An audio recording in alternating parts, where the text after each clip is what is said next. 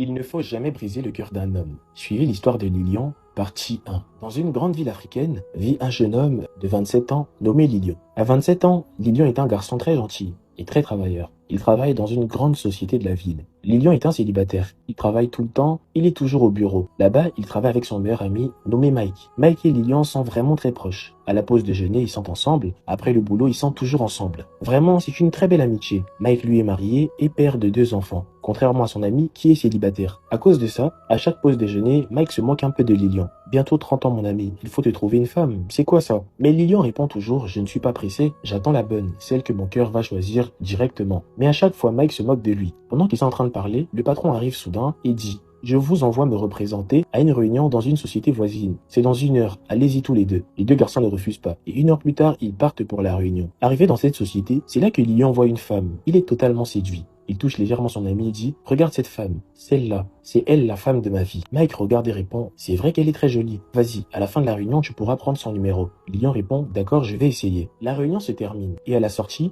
Lilian prend son courage à 2 mains et va voir la jeune femme. Lilian se présente et la jeune femme aussi, elle dit s'appeler Chloé. Ils parlent pendant quelques minutes et à la fin, il prend son numéro. Ce soir même, ils s'envoient des messages, ils s'appellent et le courant passe très bien. Au bout d'1 mois, ils se voient plus souvent. Restaurant, sortie, tout se passe très bien entre eux. Au bout de 3 mois seulement, Lilian décide d'épouser cette femme. Son ami Mike est le témoin du mariage. Il est heureux, tout se passe bien. Au boulot, Mike ne se moque plus de lui. Ils sont désormais tous les 2 mariés. Mais le jeune homme ne sait pas encore que sa vie va bientôt basculer d'une manière très étrange. Un soir, en rentrant du travail, il trouve sa femme en train de pleurer. Bien sûr qu'il lui demande: Chloé, qu'est-ce que tu as? Pourquoi tu pleures? Chloé répond: on m'a renvoyé, je n'ai plus de travail. Surpris, il demande: mais pourquoi?